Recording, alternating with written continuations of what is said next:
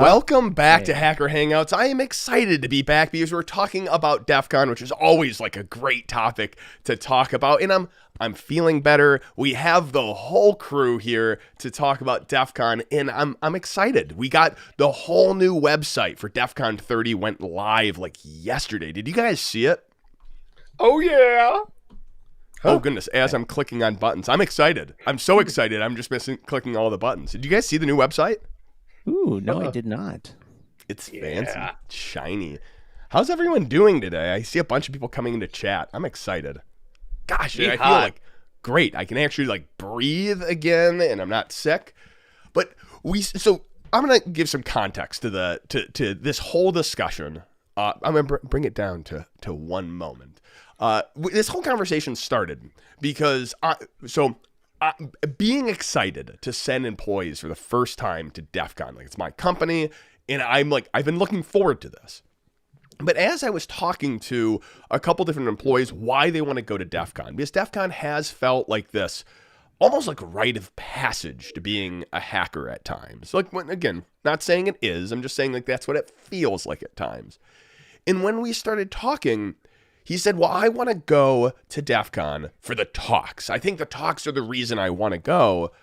And it started this question in my mind was like, I don't know if that's a great reason to go. It's not that the talks aren't great. The talks are fantastic and they can be excellent. And sometimes it's like new tools and it can energize you. But I don't know if it's a good reason to go because the talks now, not historically, but now, 7 days later, they're all online. So why is that the reason to go? And then the next phase was, well, I want to go to the trainings. The trainings are fantastic. And well, most of the trainings are repeats of other people's trainings which are online. And so much of this information is now like prevalent on YouTube. So is that a reason to go to DEF CON? And it started me thinking down this path of, is it still worth going in person to DEF CON? And I'll say like, because so much is becoming remote, so much is getting uploaded. And what are those reasons? And I know we're all biased. Everyone in chat is already like, why are they even topicking it of course they're going to go. They're all talking about going. We're all excited to go. But I still think that's the question is like, what makes it worth going? Well, I think there's two groups of people you kind of have to address here. And one is the folks like us who have been going for a long time, who have already built a community, who go to see our friends every year. And there's always, we've been planning stuff for, at the end of the last DEF CON, we start planning the next DEF CON and what we're going to do at that DEF CON. There's already built-in reasons for us to go. I don't think it's very interesting for us to say, well, I go for the community, I go for this, I go for my friends. Yeah, that's great. But what about the people who either haven't built their community at DEF CON, maybe they've gone once or twice, they haven't found something that they really attach to yet, or they haven't ever gone? Well, is it worth it to those people to go? And, our bias is fully on the table. We're all going to say yes, and we're going to justify that in some way. But I think there's probably a reasonable argument that if you're just going for the talks, it's probably not worth the $1,000+ to fly out there, sit in a room when you can just watch them 7 days later. But yeah, so and especially with things getting more expensive. Squiddy, yes, right. I am. It's still sick. I'm still coughing. I'll still like randomly mute off and just like lose a lung over here. But thank you for asking. You're right. Pricing is going up. It's not. Right. I would say DEF CON's remarkably cheap, inexpensive. It's like $350 for a ticket. And I would say cheap is maybe a strong term. It's relative, but like compared to other conferences, which are like $600, right. Black Hat $1,500. It's relatively inexpensive. You're going to pay more for the flight and hotel and food than you are for your entry. So I think there's that piece. Go on, Gitter. So along with this, when we were talking about, okay, we've covered talks and presentations. Going to DEF CON, you've also got the villages. You've got the other contests. You've got, obviously, yes, you've got the parties, but then the hands-on workshops as well. And over time, I think we've talked about a couple of different streams, how we started with going to the presentations because, hey, that's what we thought we were supposed to do. The networking in the halls, the line cons, and honestly, getting your hands on to learn something new.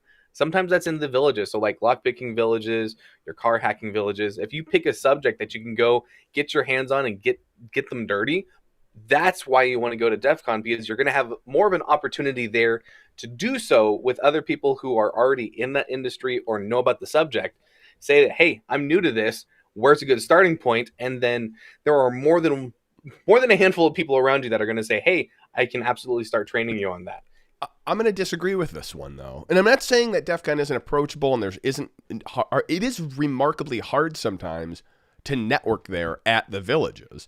Like, for instance, if you walk into Blue Team Village, arguably incredible, there is so much work which goes into the Blue Team Village, the CTF, and you have everyone who is there competing in the CTF. Like, if you talk to them and go, hey, I'm new, like, can you help me? Like, they're not going to be mean and be a dick and be like, get away from me. It's going to be this, like, hey, like, I'd love to help you, but, like, I'm so wrapped up into this and I'm busy. Why don't you go find someone else? And if you go to the village runners, they're running around with their heads chopped off, trying to help everyone get set up and try and get plugged in. I think like the villages and the competitions aren't necessarily beginner friendly. Like, be it like lockpicking village and things like that, there are like, we'll say newbie stations, but some of the a lot of the villages can be more for like the expert side of things, like hardware hacking or the car hacking. You can't necessarily just walk up to anyone and be like, hey, help me learn, teach me, senpai. So I actually agree with this. I actually agree with this for the most part, because Silk and I walked around doing interviews and we jumped from contest to contest and village to village.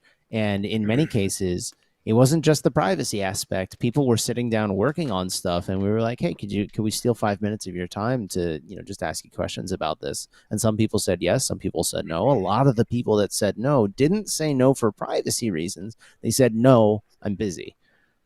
And we were like, we're kind of surprised by that. Yeah. So I will say, I completely disagree with you. That's not been my experience thus far. Gulo, you're freaking out, so I'll hand it over to you first. I call like BS on most of that. I'm sorry, because I've been going to the villages and volunteering in villages for decades. And literally there are people there that are specifically there to help people. You can sit down, like the hardware hacking village is a great example of anyone who's there, like soldering darknet badges. If you sit down next to somebody and you're like, hey, what are you doing? Most people are going to pause and actually tell you what they're doing. They may not know or understand it, but they will try to help you. And that's how almost all of the volunteers that I know have started in the villages. Of they just go there, they're doing something, somebody's like, hey, what are you doing? And then they sit down and they describe it and they walk them through the process. Lock picking. Now, granted, I haven't done Blue Team Village and Car Hacking Village, but like all of the old school villages have a dedicated team there or dedicated community to do things.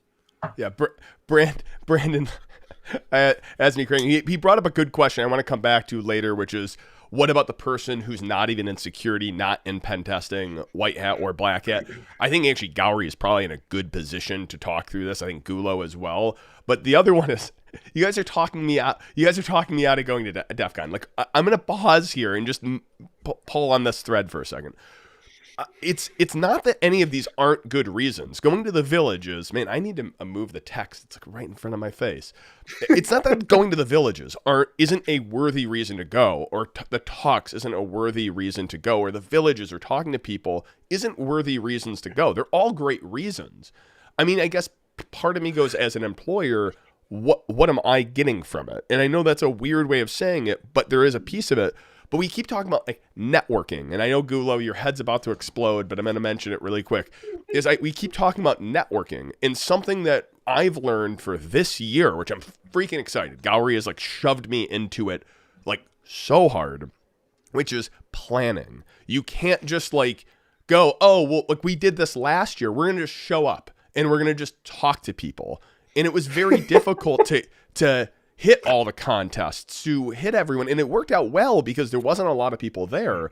But this year is actually reaching out to the other contest runners saying, hey, I want to meet at this time doing this thing, meeting with other people in my industry. Like I'm the chief innovation officer at my company. I want to meet with other small consulting companies and find out how are they solving these problems. And I've set up meetings with other CISOs, other COOs saying like, how are you solving scaling compliance, scaling pen testing at your company, because I want to learn those solutions from me. But taking the time for networking, you can't just like go there and magically go, everyone come, who wants to touch me? Anyone who wants to touch me can just come touch me. But like, what? I mean, Gulo can do that. Gulo can do that. Go on, Gulo. Who wants to touch Gulo? I want to touch feel Gulo. my blood pressure actually going up on this stream. What? Since when is DEF CON a transactional conference? If my company pays for it, then my company pays for it. I don't go there for networking.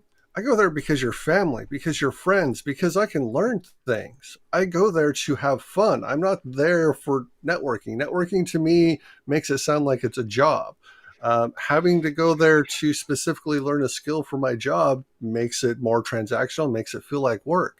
DEF CON is my family, and I go there to hang out with all of my friends and family that are there.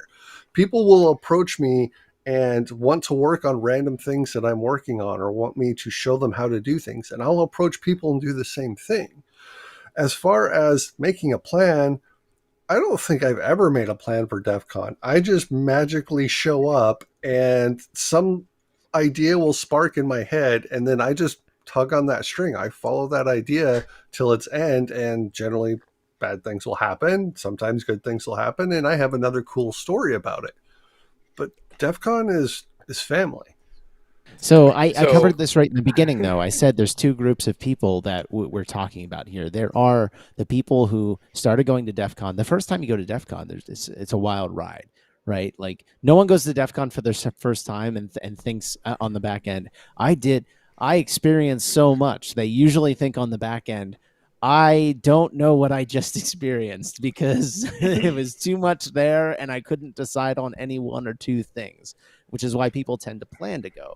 But you know, once you've been going for years and you have friends, yes, that's the reason we keep going. Is you have your network, you've built your network. What we're talking about is the people who maybe haven't gone or have gone once or twice, who already have not built their network. In our case, in this sense, when I say network, I'm talking about my friends, right? I'm talking about you guys. I'm talking about the rest of the darknet agents, rest of the darknet operatives. Even to this extent, some of the crew that works on the general conference, we've become not close with them, but acquaintances and friends. We'll have drinks, we'll talk, things like that. And we go for that. And it's not transactional in the sense that I'm trying to get something for my job out of it. Maybe it was that for the first year or 3. But after that, I stopped. I just pay my own way now. I don't let my companies pay for that because I don't want it to feel transactional. I want to go and just, have fun with you guys and learn whatever I'm going to learn. But that first time you go, because of the expense, like it's $300 to get in, but you also have to take time off work. You have to fly out. You have to get a hotel. It's going to cost you probably at least $1,000 all said and done after food and all those things. It's a non-trivial expense. And so some people within the industry are saying, I want to go, but I can't justify spending that money myself, so maybe I'll get my employer to send me for the first time just to hedge their risk in terms of what they're spending. And then the employer kind of wants to know, well, what am I getting out of it? And I would say the answer to that is general enrichment.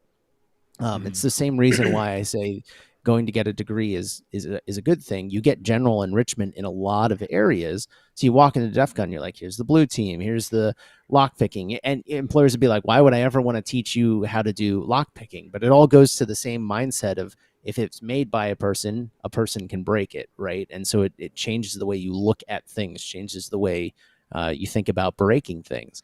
And so that general enrichment of walking in and being like, and there's car hacking over here, and there's talks over here, and I can go lockpick over here, and I can go to the darknet table and learn 50 bajillion different things. And then, all of those things, there's a ton of reasons to go. And there's, I would say, only a handful of reasons not to. And those, the handful of reasons are that if you're just going for the talks and that's what your employer wants you to do, and you're just going to basically be going down the thing, and you have to be going to a talk the whole time, it's not worth it. But if you're going to go experience stuff, this is why I say it's a doing conference, it's absolutely worth it. Mm.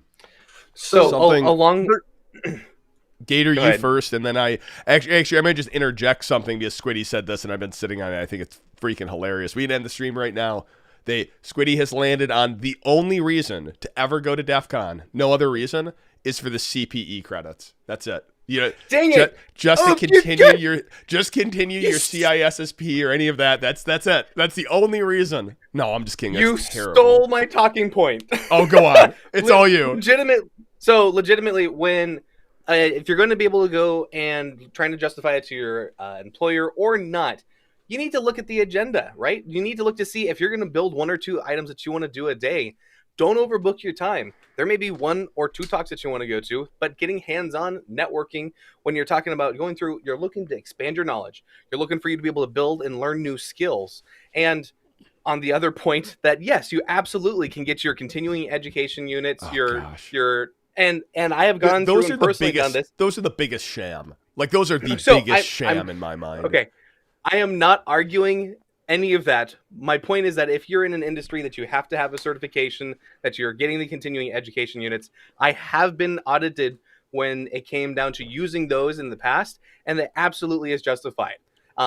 So I've done it 2 or 3 times. You can go directly to whatever site. So for me, it's Security Plus that I have to make sure I renew.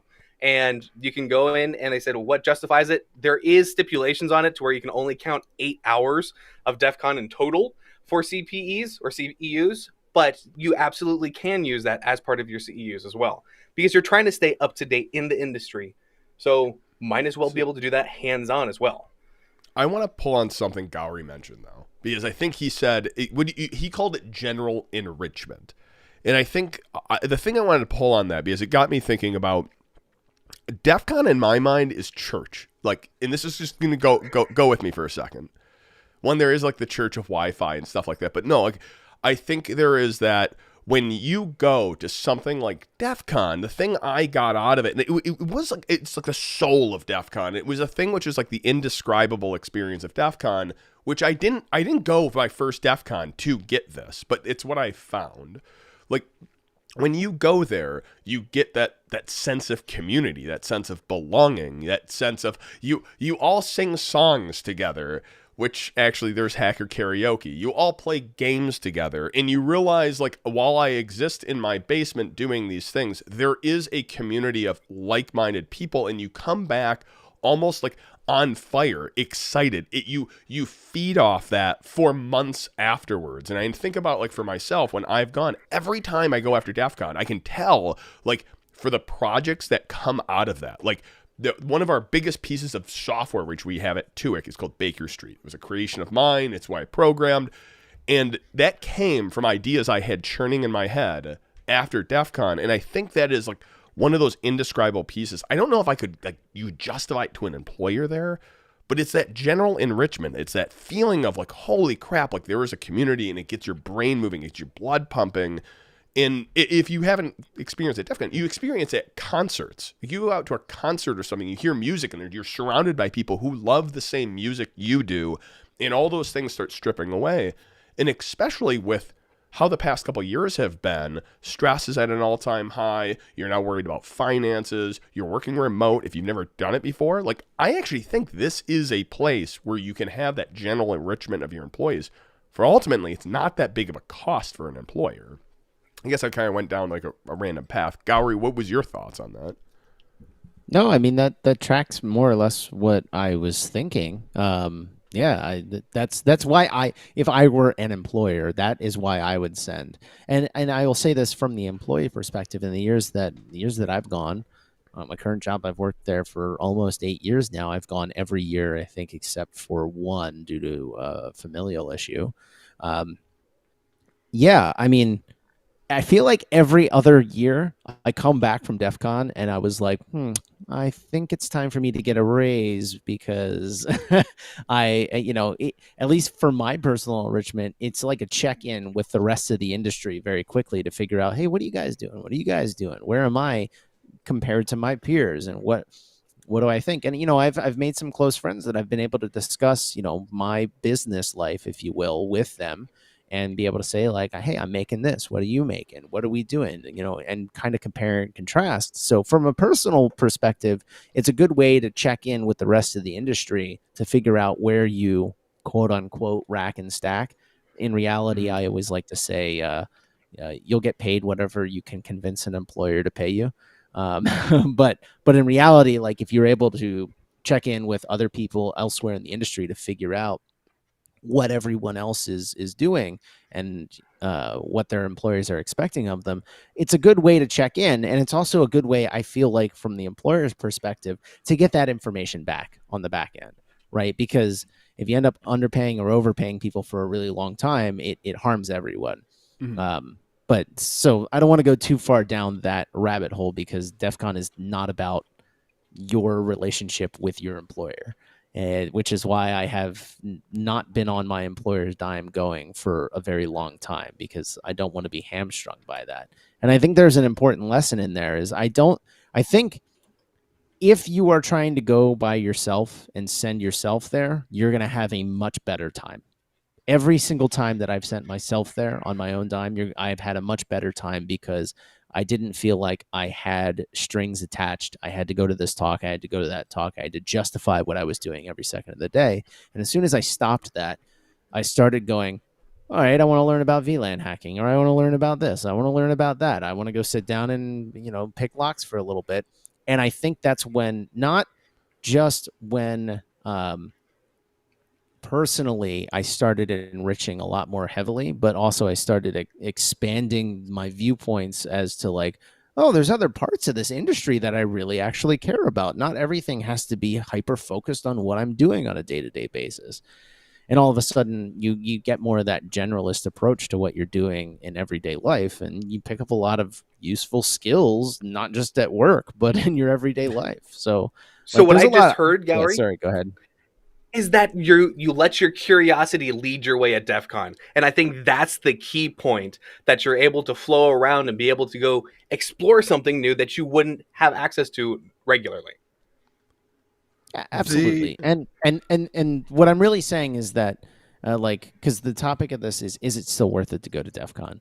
And I think if you're going for the first time and someone is sending you, it's absolutely worth it to go from both perspectives, because both whoever's sending you is going to get something out of it by general enrichment, and also you are going to get something out of it by getting to view the spectacle of 30,000 hackers showing up and just grabbing random people and talking, which is really the hardest part of breaking in. No, I would say like, oh, go on, Gulo. You haven't talked in a while.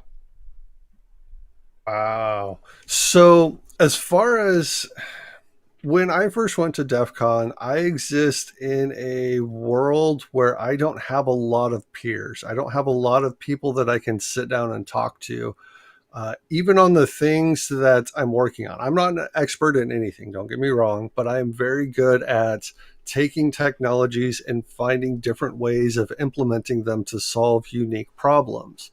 And that makes it to where I can't go into forums. I can't always go into like IRC chat rooms. I reach out to the guys in Discord all the time. I'm like, hey, I'm doing this. Can anyone help me with this? And everyone's like, that is the weirdest thing ever. Why are you doing it that way? And then I delve into teaching them and walking them through things.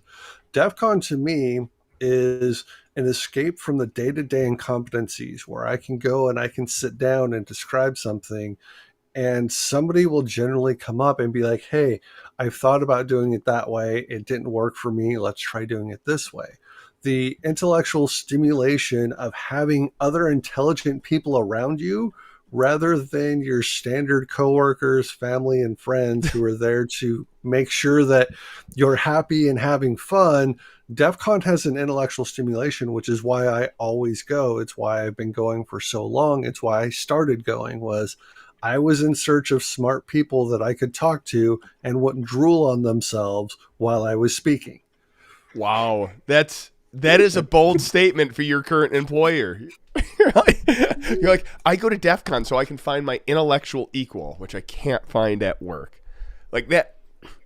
The I one think I was he's trying to find, to be clear, I think not quite that. I think he's trying to say, I can't have the same level of scientific hooliganism in my everyday life that I get to have at DEF CON. that is Well, and easily a better way of to saying. be fair to my current employers, I'm the only one on my team. I'm the only one that's building the things that I'm building. I don't have helpers. I don't have anyone I can bounce ideas off of. I'm literally the only one working on the projects I'm working on. Yeah. The one I'm amazed. I'm watching chat and I'm noticed two people. Oh goodness, the chat is so small. Mortarius and Paul, your first DEF CONs were DEF CON 29, which is amazing to me because the year you chose to go was the oddball year, which I actually think was probably an incredible year to go because you got an experience that not many people would have gotten between DEF CON 20 and 28 because there was only like 7,000, 8,000 people there. Like it was tripled. It's typically 5 times that size. So you kind of experienced it at a very slimmed down way. Intimate. Like it was intimate. Thank you. It was quite intimate. Me and Gowrie were together the whole time on camera. That was fun.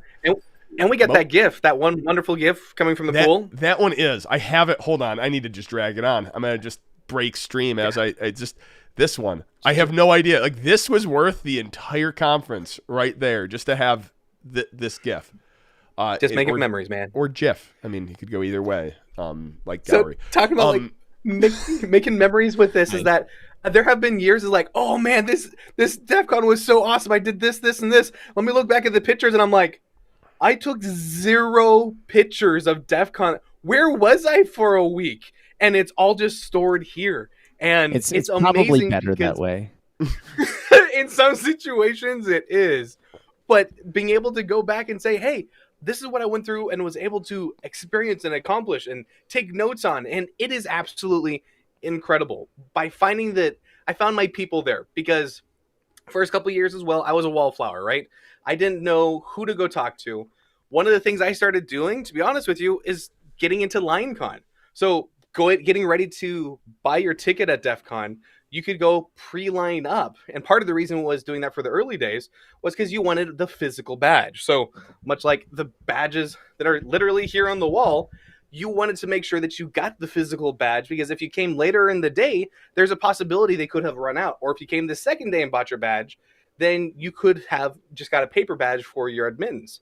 So by sitting in line or starting the DEF CON line, you get to meet so many interesting people. It's not just starting at DEF CON. When it was smaller as well, or the conference centers were smaller, you had to wait to be able to get into any of the rooms to talk. And that gives you a natural time frame to go and talk to other people that are in line, find out what industry they're in. If they want to talk, great. If they don't, that's okay. There are still other people around you who do. So you've got your introverts, you've got your extroverts, and you've got everything mixed in between. The networking and the ability just to start up a conversation. They don't know you from Jack. You don't even have to give them a real name. So the conversations that can happen can be very honest, can be very real, and you can find out what interesting things they're doing. Okay, I wanna bring us back for a second because the topic of the stream was, is there reasons not to go to DEF CON? And I said this in the beginning. We're gonna be our biases are on full display, right? Every single one of us is pretty much like, there's basically no reason not to go to DEF CON. Just go to DEF CON. But I want to challenge you all to come up with one solid reason not to go to DEF CON. Let's play a little science here, right? Try and prove ourselves wrong and come up with reasons why we shouldn't. So, we're not just sitting in an echo chamber because that's never good. This is where I started, though, which was one of the reasons I started, though, was the talks. The talks are not a reason. They're great talks. Again, I will say that. Right. They're great talks. They're not a reason to go to DEF CON. Like, it's a reason not to go to DEF CON because why do you want to stand in a line to get into a talk, to sit there when you can just wait a couple days, the information's still going to be equally valid, and watch it online? All right, Gulo's got something.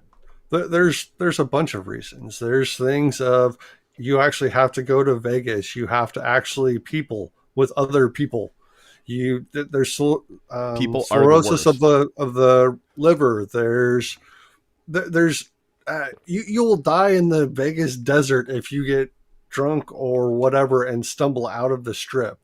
You have to be in semi decent shape, and the fact that you have to be able to walk or have a rascal or something, because you are going to be traveling for miles daily just inside the conference area. Yeah, there's the That casinos. that last one might not be as true this year because it's in Caesar's Forum, which means it's all going to be in one place, except for you got to walk from your hotel to the place. But once you're there, it's going to be in a handful of pretty massive rooms. The hardware hacking village, though, and I think these maps are public at this point, so I don't think I'm disclosing anything. But if I am, I didn't. You got to hear first. Here first.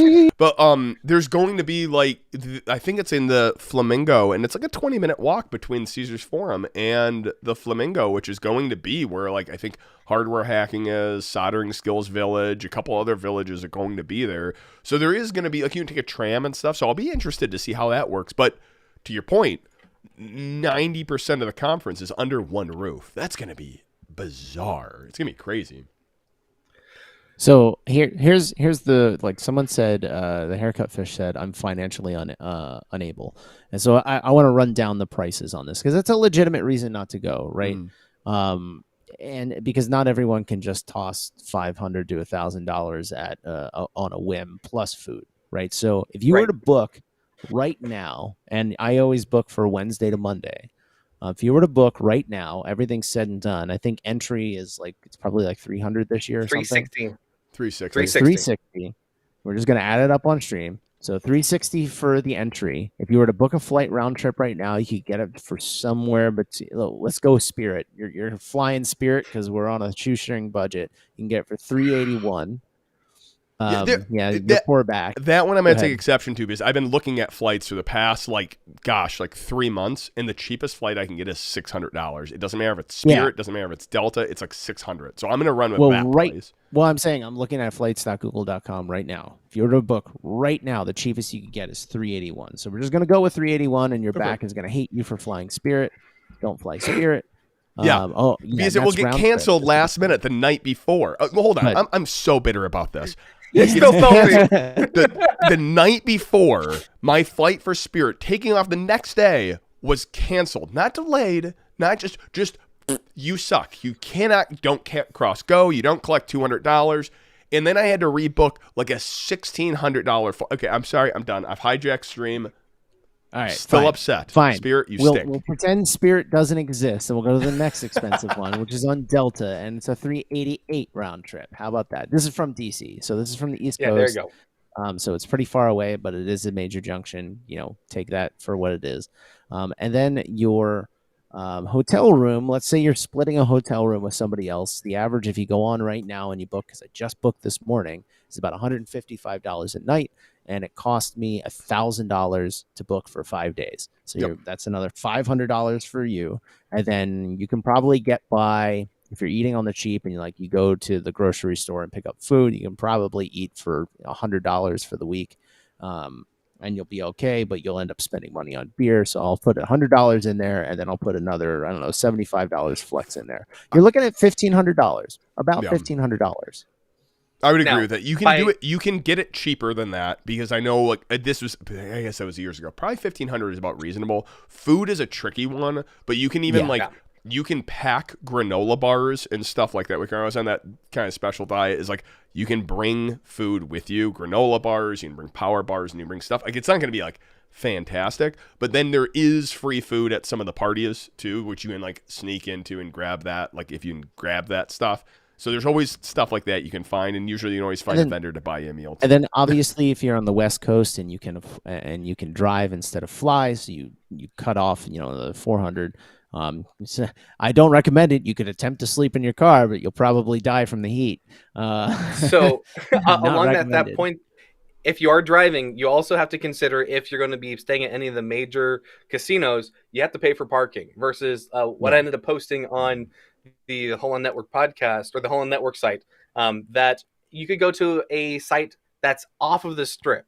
And Yes. the cool thing is you could save some serious money that way. When you're off the strip, you're also not paying for parking. So I like to go to the Tuscany. It's fairly inexpensive. You can get admission in the past to B-sides. This year it's a little bit different, but you're saving a few $100 when you do that. If you're getting a room and you're able to split it with other people, that's how I started going, to where there was one year that I needed to do it on an absolute shoestring budget. Yes, I'm on the West Coast. Yes, I was able to drive. So at the time, the ticket was like $200, and I ended up going and doing the entire trip on a $400 budget because I had one or two other individuals coming with me, and they split the room cost with me. So you can do it. I was eating granola bars that year, man. There wasn't a lot of extra thrills. And the funny part about that is that's when I had the opportunity to go look at those little stupid little Bitcoins that were being sold at the Unix surplus store, right? So my last $20 was like, hey, here's this. This is a cool little memento, and just throw that into the safe because I'm never going to see it again. So it was. So you're saying you can. Did you cash out that No, Bitcoin while it was 50 grand? I cashed it out back when it was 20 because I was able to pay off all my debts at that time, and I'm right at that point I was happy with it. A $20 investment to. It was nearly 20K investment was pretty decent. It's absurd. So, I take the opposite strategy. So you buy it high and you sell it low, and you do it that way because all the hacker outside the mindset. You're like that's it. It's buy high just to go against the grain. That's how you do it. So this is not financial advice. I'm just telling you what happened for me for what it's worth. Cool. No, there's actually a good point to this, and Gowrie and I have roomed with each other for several years now. Gowrie makes way more money than I do. Like, I'm a pauper. Would you say to the moon? Yeah, I don't actually make that much money, but I finance and plan out my DEF CONs, and then I go, and it's all planned out from the previous year, and that's how I handle my finances. And so I usually book a room. Gowrie and I, we don't require each other to book a room together to stay with each other for financial reasons. It's, either safety because somebody thinks that I'm going to die and do something dumb, which is generally everyone, or Gowrie wants to be there so he can watch me do something dumb and die from it because it's going to be entertaining and he's going to record it. I thought that sentence was going to end halfway through. He just booked so he can watch me. He just wants to be present. He likes to watch. So yeah, you can. DEF CON can be really expensive to go, and you can also do it on the cheap. Staying in the con hotels is really expensive. If you go off the strip, though, you can find motels that are like $40-50 a month, as long as you're okay with like diphtheria or the plague or something. So all that said, I'm going to juxtapose this, right? So we just said, realistically, you could probably go for about $1,000 if you have to fly. If you drive, you can probably go for $600 if you're still $500 this year, probably $500, $500 to $600, inflation, yada yada yada yada. Put this into perspective. Going to Black Hat just to get in is $2,300 right now, and that is for the cheapest form of entry with no training. With no training, you get in. No training is extra, and then like business passes. If you're in person, then you don't go to any of the talks. It's like $600, which don't ever do that. It's pointless. But yeah, it's $2,300 just to get into the conference hall and watch the talks at Black Hat. And the last year that last year in person, it was not worth it to go to Black Hat in any sense. It was just, and this I didn't go, but I talked to a ton of people who went, and every single person said that was bad. Right? Now they came over to DEF CON last year. Was weird because it was pretty scant. But they came over to DEF CON and they're like, it's not like other years, but it's weirdly different in the sense that like it's way more intimate. And there were a lot of positives things that were said about DEF CON in juxtaposition to Black Hat, which was almost just as expensive, super limited, and very not good. And people still had great things to say about DEF CON versus Black Hat. So put that into perspective. If you're looking at this as a value add, especially as a business, I by far people would say like don't send people to DEF CON. It's just a giant party. Send them to Black Hat. That's where the quote unquote real training happens. I completely fundamentally disagree with that. I haven't gone to Black Hat in over a decade. I went once while I was still in the military, and I thought it was a joke comparatively. If your employer is sending you, it's one deal. I had the opportunity to attend virtually online last year. I had always thought, hey, I love DEF CON so much. Black Hat's got to be the business professionals talking about this stuff a week earlier, and it's going to be cool, right? I was super disappointed with the online version. Last year was weird anyway, because obviously it was hybrid, but getting to the community that happens at DEF CON is going to be different. Yeah, and I would say if you've gone from nothing to virtual DEF CON, it's incredible. It's a blast. They put so much work into it. Oh, but yeah. You're comparing it to like virtual, like on site where you've been to, take me to church. Like you've been to church, you have been to DEF CON, and now you want to try and recreate that virtually. Like it's not going to be it's not satisfying. And it's because like you're there, you get to interact with other people. You're singing the same songs. You're reverse engineering the right things. Like you get to experience. Like you can't compare the two. But if this is true, if you haven't if you've never experienced like in person, it's the next best. It's great. I mean, the other piece that the mention here is forget about Black Hat for a second. SANS. Take the cheapest SANS course you could find. It's like $4,500, and that doesn't even cover travel or anything like that. Like you're $6,000, $7,000, $8,000 in on SANS, and you haven't. And what you get you get a self-certified accredited cert, which like means something to people who care about SANS. Like I don't know, like that one like. It feels like DEF CON is, if you're talking to an employer, and this is why I think like I went on it's not the talks, the villages, all those, all great reasons. Employer, I don't think is great to justify. I think like it is the networking, and it's not like, oh, I'll just go network party wise.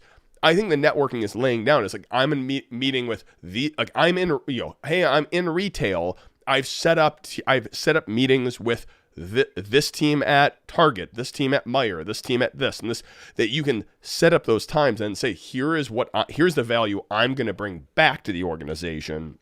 I think that's a great way to justify it to the employer, and also like pointing out the expense. Now, part of this also is if you have a boss or manager who has been to DEF CON, the justification becomes way easier. I remember like when I was at General Electric, it was very hard to justify it to get to go, where at my last consulting company, it was like, yeah, go. Like, yeah, yes, of course. Like I was already involved at that point, but it was like a no-brainer to send people. So I had one of the companies I worked at years and years and years ago. I was just an IT guy, systems administrator. Well, had systems administrator, and I was also working with the security community back then, and I was a reverse engineer of malware. And we actually found a brand new piece of malware that wasn't that rampant in the wild at the time. Somehow my CFO had downloaded and installed the Torpig virus. And Torpig, what it did was it would log into your bank accounts, it would screen scrape all the information, do math on the back end, and drain your bank account, while every time you logged into the website, it showed what all of your previous balances were. So if you didn't check it on your phone, or if you didn't check it at home or something else, you would never know that your bank account was being drained. And he had access to all the company finances, all the company bank accounts. This would have drained every bank account that the company had and, well, bankrupt us. And I was able to discover that virus before he logged on to the banking website. I was able to hunt it down. I was able to submit it back to the community, and people started reverse engineering it. And that was one of my big things back then, was helping on that. I didn't do too much because I'm not a very good REM. But after that, he came to me. He was my boss's boss. He came to me and he's like, hey, I heard you go to a hacking conference every year. You just saved the company. I'm paying for it for as long as you work here. Go. I'm like, what are the requirements? He's like, I don't care. You did what you needed to do based off the information that you got from those types of communities. This is a wash for me. You save the company hundreds of millions of dollars. We're covering whatever expenses you have there. Do whatever it is that you need to do to learn while you're there. Go. So I'm gonna bring us back to, again, the reason is it worth still going to the conference? And Brandon asked a great question earlier. What if you're not a pen tester? What if you're not a reverse engineer? What if you're not an infosec? What if you're not, like, we'll say the typical understood hacker in IT? Is there reasons to go? And I'll answer a little bit of this, but I don't think I'm the best one to talk about this. With like, oh, look, what about hardware hacking and things like that? I'm saying, like, what if you're like a nurse or you're someone? Is there value in going to something like DEF CON or getting dragged along to it? Yes. Absolutely. And I'll say this very definitively because my wife is a physical therapist and she's been coming for a few years now, and she's coming this year. And we're bringing one of our mutual friends with us who is a school teacher, and she's not even like a tech school teacher. She teaches photography. So she's an art school teacher. And we, explained it to her, and she says, man, that sounds like a lot of fun. I'd love to go, even though I'm not going to understand any of the talks. I'm like, yeah, it is a lot of fun. And here's the reason why I say yes, is because it's a hacker conference in the sense of the original term hacker, right? Not in the I'm going to hack into computers and abuse them hacker. It is the sense of I'm going to hack a bunch of things together and make them work. So it's we had a stream on this a long time ago. Is it, what's the difference between hacker and maker? And I would say that DEF CON really skirts that line. It falls more towards in the hacker realm, but it's really hard to distinguish between a hacker and a maker because by and large, they do many of the same things. So I think DEF CON, at least in my opinion, is one of the most approachable areas where a school teacher can go and walk away having learned to solder, right? Even though they've never done it before, they can go and they can get someone to sit down with them at one of the villages and have them demystify the idea of how the internet works without, without the intimidation of having to go into a class. Maybe they're 30, 40 years old. They're very removed from going to college, but, thinking about them going back to learn something new is very intimidating. Like if you've never programmed at all, it's very intimidating. But the first time you put Python down in front of somebody and go like, here's a packet and here's how networking works, and you just have somebody run you through it in like 10 minutes and you're up and running because the pre-made challenges were well thought through and stuff like that. It's very encouraging to show up and see a community of people that are like, oh, you know nothing? Well, let me show you something. Right. And you're going to walk away having been enriched. Maybe you go back and you'll never use it, but it's going to change the way you look at the world, the way you look at stuff. And if nothing else, it's worth it just for that enrichment. And that's what I call enrichment. It's worth it just in many cases for the experience and the social capital of being able to say, yeah, I've been to DEF CON. No, it's not a bunch of weirdo hackers that are trying to, steal all the money from the banks. It's just a bunch of people, mostly. I mean, it's definitely full of weirdo hackers where, we're guilty of that. But, people get to, one of the goals of this stream that Silk and I talk about a lot is in some sense trying to there's this large fetish, I would say, within media of viewing Black Hat and DEF CON as the hacker conference where all those evil hackers go. And our goal, if we have a goal on this stream, is somewhat, in a sense, to demystify that community and say, no, we're way more like Adam Savage and way less like those evil hackers you see in the average media. And we're not just plugging the USB in and dumping out all the codes. There's no way. We need to just give a brief summary of that story because it captures that point. Gator, can you give just 15 seconds? Because I know we've heard the story, but it's just so a perfect example of how the media typically sees hackers. So there was a clip from NBC called Super Hackers years ago that people came into DEF CON, and this is when press was let in a little bit more freely because they wanted people to try to get good press, and then they took it and spun it, which was, we were talking about how our DEF CON Darknet badge went through, and you're able to pair with other people playing. It was via IR, and then you could plug it in. It was based off of an Arduino, which was awesome, but you're able to pair with people, get that social aspect going on. You plug it into your laptop, and you plug it into the USB, and then you dump out all of the codes for the people that you paired with. The problem is that when it comes to media and or editors, they'll go through and spin anything that they want to whatever agenda they're trying to spin. So their entire remix was that hackers hack into baby monitors, hack into your cars, hack into your phone and everything else, and all you have to do is just plug in the USB and dump out all the codes, was all that they went through and took. So I'll have to find a link to it. But from that point on, it's like, I have not trusted media because, in fact, fantastic. Gowrie just grabbed it, and he'll have to throw it in the stream. But it's a 2-minute scare fest instead of going through and talking about, which, my opinion, when you're talking about going to DEF CON, and if you're not in the security industry, it's important to go because security is everybody's job. To the point of, if you don't know if something is broken and there's just that inherent trust that this is just supposed to work this way, when you go to DEF CON, you learn how vulnerable things are, and then how you as an individual can help increase the security just with your daily job to be able to help make that better or spread the knowledge of what to make that better. I think the other aspect here, go on, Gulo, and that'll be, I'm going to be switching topics kind of back to what was something Gowrie said. So Gowrie has more experience because his wife being a physical therapist, but I've gone to DEF CON with nurses before, and there was a year that a couple of us poisoned ourselves, and it was a good thing that we met the nurses because they kind of saved our dumb asses. As far as school teachers go, a rose for Benny. She's one of my good friends. Her and Mouse, I love them to death. She's a school teacher, and I remember their first DEF CON. I remember them sitting down with me at the Hardware Hacking Village, and I helped them solder together all of the different badges. I helped them to alter the badges.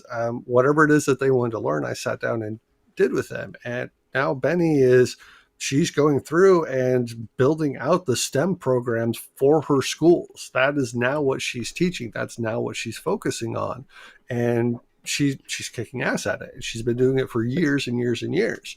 You've got different types of villages. You have the biohacking village. You have a car hacking village. So if you're more in tune to mechanical things, or you want to go into like ODB2 or whatever it is, you have all of these different areas that you can go to. You have all of these different people that have different experiences that work in different industries that you can actually go and talk with. This group here, we're a conglomerate of different industries. Granted, we're all in tech right now, but DEF CON is what you make of it. And you're going to get dragged into multiple directions. Go with the flow, try not to fight it, and you'll enjoy it way more. I got one more for you, which is switching topics. Going back to the aspect is there's something we haven't thought of this entire time, and no one's thought of. Somebody please think of the children. We need to think and consider the children, because there's this whole other I'm hesitant. Go, Gulo. Go for it. So you guys remember when one of my projects for the Darknet badge was the viruses?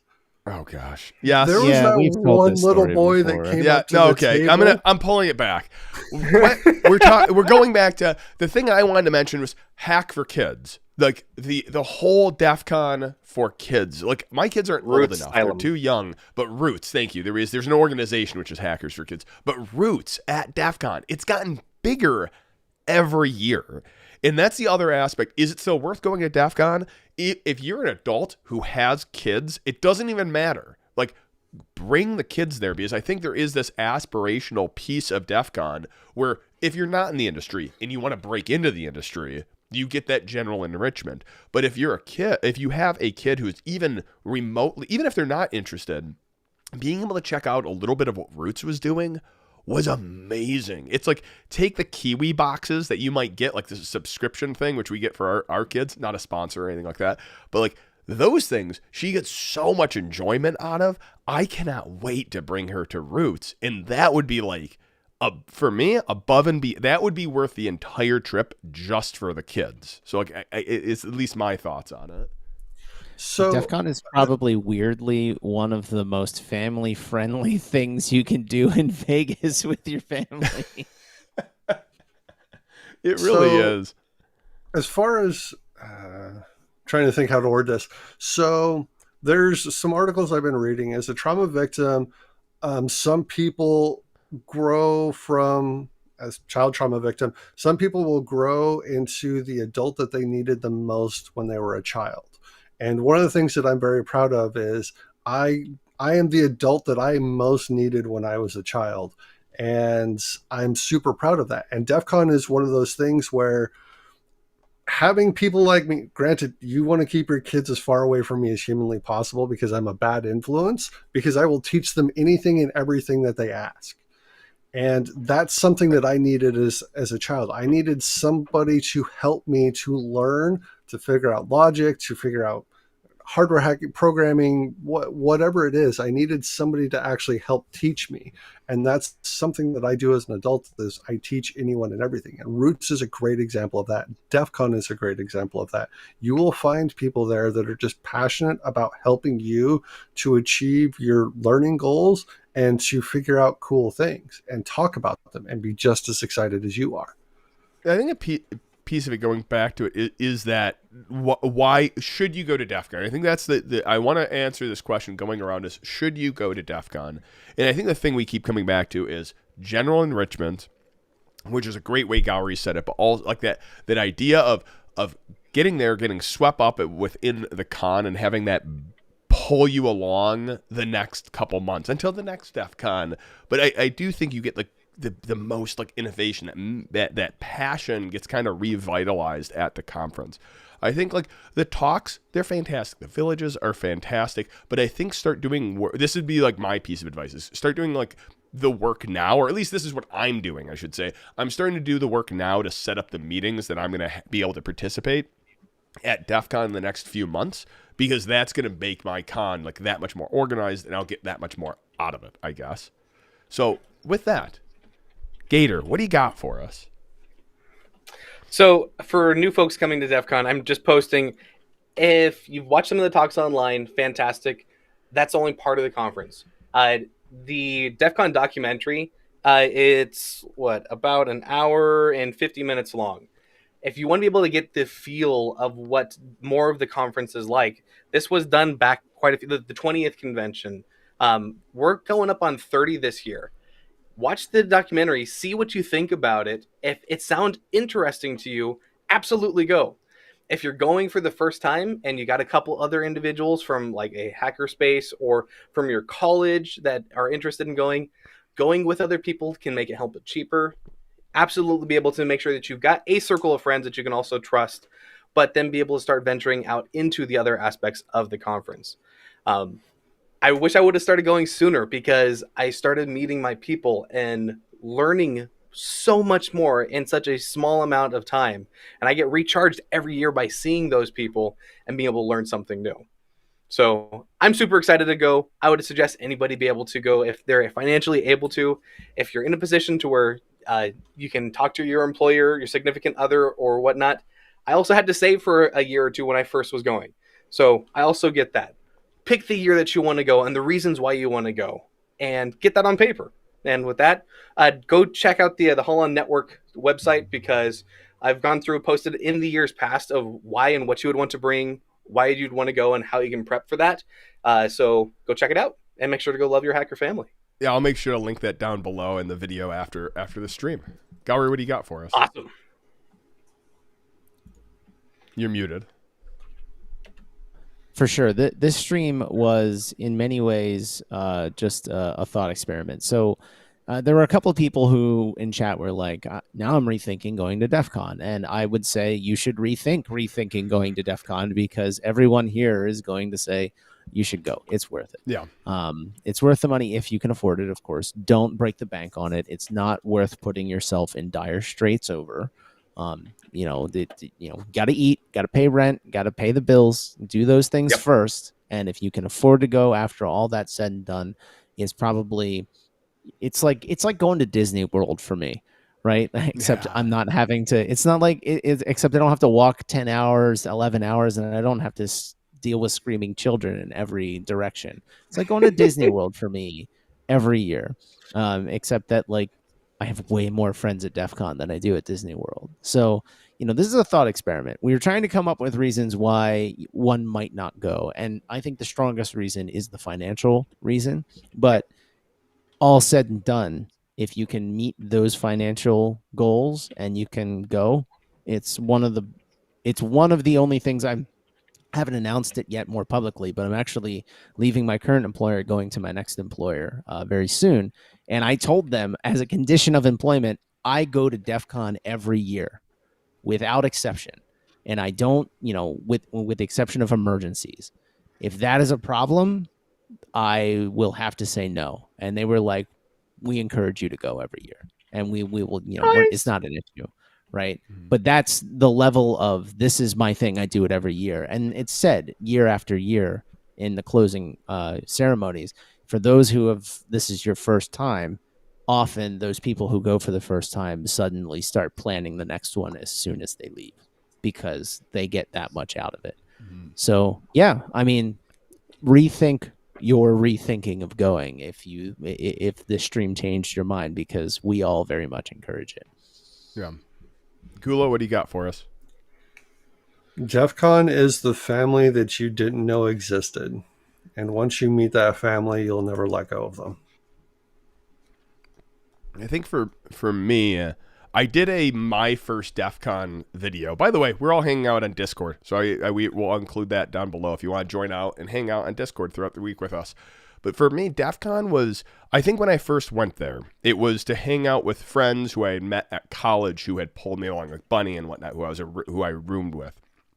And it started as like hanging out with friends, and then you fall in love with the conference, and then like that's the reason why I've done video at the conference, is because I want to like take those little pieces of the conference and like share them out, like share that love, because I love this conference. So it is a little bit of a ridiculous question, which is, should you go to DEF CON? You absolutely should be going to DEF CON. There's not really any question in my mind about that. For me, there was opposite to almost Gowrie, where you're saying like it's part of a requirement for my employment. My first job, a bunch of people went to DEF CON. It had already been after I had gone numerous years, and then they kind of forbid me from going that year because I was going to be the only one in the office. So I missed that year. It was like DEF CON like 17 or 18, and I missed it.